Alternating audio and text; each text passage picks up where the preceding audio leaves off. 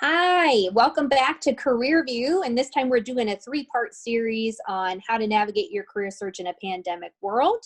I'm Katie Ava, Senior Recruiter with RN Consulting. Along with me, we have Darren Boots, also Senior Recruiter with RN Consulting. And then we have Mary Ross, our Sales Account Executive with RN Consulting. So Hello. today's, Hey. yes, hello.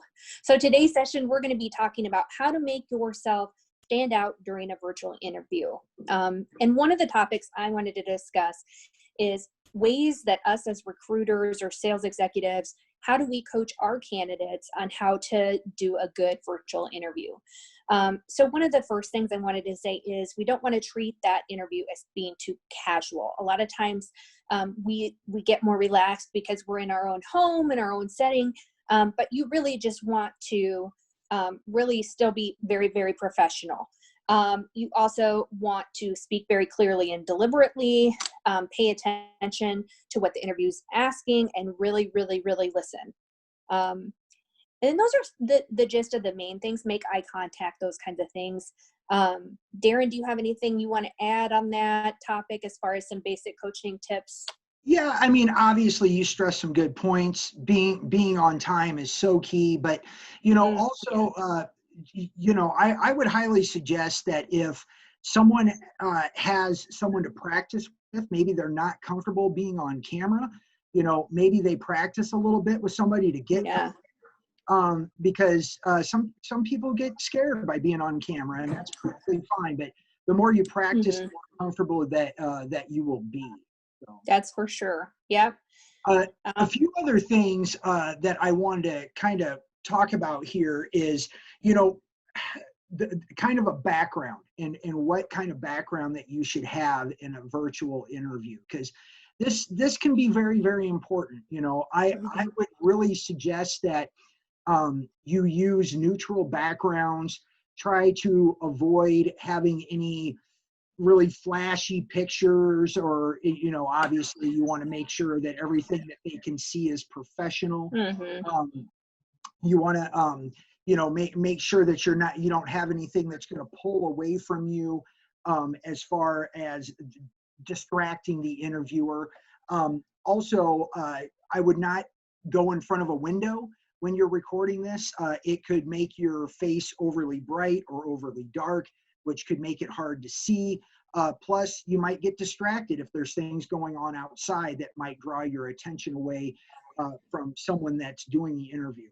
Obviously, I think now a lot of people tend to be a little more casual in a virtual setting, but you have to treat it just like a normal interview. I would highly suggest that you dress to impress, and sure that you would treat it just like you would a face-to-face interview. If you don't have an area in your house that is, a really good area, then put a backdrop up, like a dark sheet or something like that. But Mary, what's your thoughts? Do you have any other things on this? No, I agree with what you're saying. And again, treat it like an in-person interview, because technically it is going to become the new norm. And we're all working virtually, and for how long, nobody really knows, but work still must go on, and continuing on with the interview process is just something we've all adjusted to. A subject I'd also like to touch base on is how do you virtually build rapport with the interviewer? And this seems like just common sense, but smile. Be yourself, let personality come out. And the manager is looking for more than just technical skills, or looking for soft skills. How will you be able to communicate with the team? Are you engaged with the team? Are you asking the right questions? Did you do research on the company? And what do you know about the position? They're looking for somebody who is not going to give just yes or no answers. Divulge a little bit more. Talk a little bit more about your experiences, about the projects you're working on, and show that you have done homework on the position and that you fully understand what you're interviewing for. Another thing to touch base on is be honest during the interview. That is something that is becoming more something what managers are looking for. If you don't necessarily have all the skills that they're looking for, just tell them you don't have those skills. It's something you've always wanted to learn, or you haven't had the opportunity to use that tool or manage that team or whatever, you know, position you're kind of focused on. But Darren, is there anything there that you have had to coach your candidates with when it comes to building rapport? I would say yes, and I think all the points that you touched on are really good. You want to be genuine.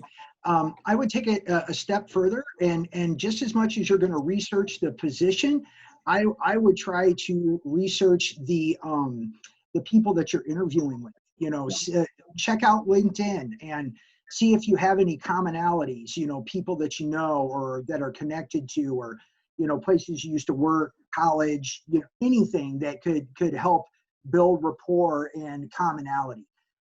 Obviously, making good eye contact, really listening well, and not talking over someone is going to be key.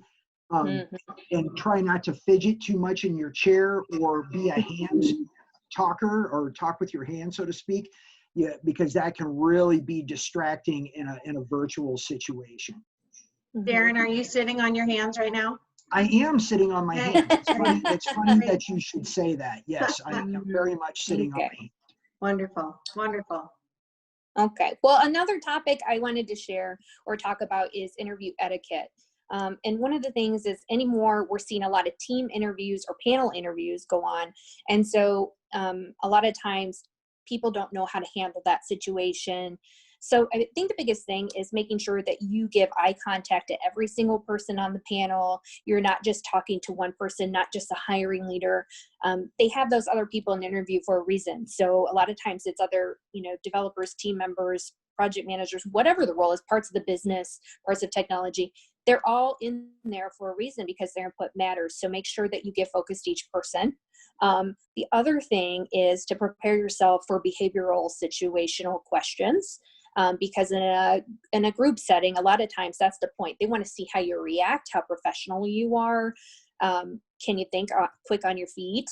But also, you know, just being able to give real life examples of what you've done. So I think that's the biggest thing with interview etiquette. Mary, do you have anything else you want to add to that one? You pretty much hit all of the points that I was thinking of. Again, a lot of it seems like common sense, but right, you know, when your nerves get the best of you, sometimes that kind of goes out the window. Right. Another thing that tends to happen in an interview or that is out of our control is technical difficulties. That's something I'd like to touch base on is how do you deal with technical difficulties if they do occur? How do you prepare in case this happens? And my big thing is I try to create a checklist. Preparation, I think, is key when it comes to preventing technical difficulties.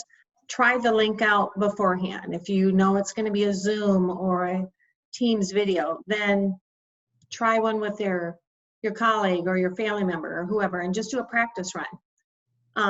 Doing a practice run, practice makes perfect, right? So making sure you're ready to go definitely helps. Have a backup plan. Unfortunately, things happen.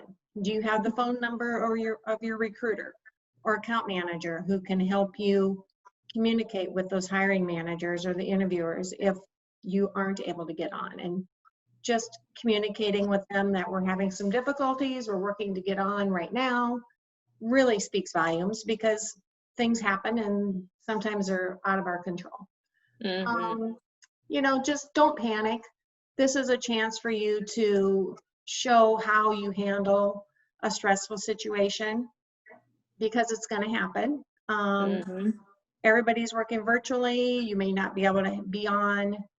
Now I'm freezing up, just like in a technical interview. May not be connected like you had hoped. So just don't panic. Get your way, you know, work your way through it. You'll be just fine. And just communicate with those members and let them know, you know, thank them for the opportunity. Sorry, there was a glitch, and just continue on with the interview. Yeah. Darren, how have you had to address that when it's come up? Well, I think you like you've touched on some very good points. And I think, another step that you could do is, obviously a lot of us are working from home right now. You may have your significant other or your children, communicate with them that you're going to be doing an interview. Make sure that you're in a quiet place and let them know, hey, this is my area Yep. from this time to this time. Please, respect my space. Like you kind of alluded to, sometimes kids don't listen. So if they do come in, just address it quietly, professionally, shoo them away. You don't want to bark at your kids in front of an interviewer. That probably wouldn't look too good. Yep. But yeah, just being prepared and just really making sure that you test your equipment. You're upfront with the manager and saying, hey, if there is technical difficulties, or if you've had technical difficulties earlier, let them know that, and just have a plan B in case things go wrong. So I think other than that, just being prepared is great. So just a few other little things, some do's and don'ts. I am a big believer in do get a good night's sleep the night before. These cameras, they show everything. And if you are super tired, it's going to accentuate it by 10. So you just want to make sure that your lighting's good and that you get a good night's rest. Make sure you turn off all your notifications on your telephone, on your computer, so you don't have things ringing or dinging or anything like that. The other thing is, I would also really suggest that you double check your username to make sure that it's professional.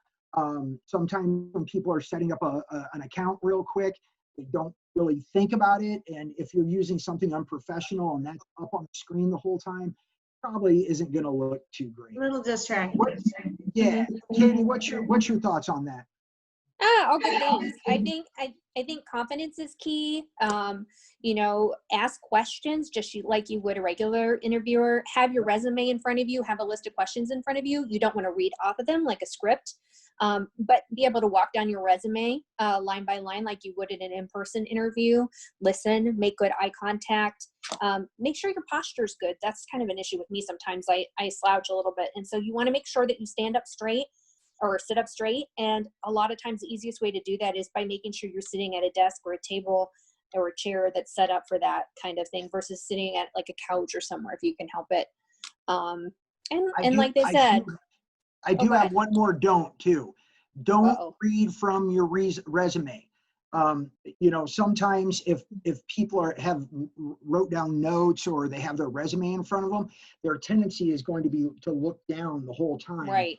And not make that eye contact. So if you do have notes, just be very aware to glance at them, look back up, that kind of stuff. But you want to try to stay as focused as humanly possible. Sorry, Kate, I didn't mean to cut you off. But did you have something? No, you're good. No, you're good. So, in closing, I hope this was beneficial. Obviously, we're probably not stating anything that people don't know, but it's always good to just refresh on the basics because this is the new normal and it takes some getting used to, and there's different things that you have to think about. We're going to be doing several sessions, actually 2 more sessions of Career View 6 Feet Apart. And the upcoming sessions, we will be talking about networking and how to brand yourself in a virtual situation. And then also on the last one, we'll be talking about, how do you go about finding that next great opportunity and market trends and that kind of stuff. As always, if we're here for you, if you want to reach out to us, you can reach us on LinkedIn or www.arion.com. There are some jobs out there too that might be helpful for you. Other than that, I'd just like to say thank you for taking spend with us, and I look forward to doing this and just helping any way we can. We're here to help. Absolutely. Yep. Thank you so much. Thank Have you. a great day. Bye-bye. Bye-bye. Bye.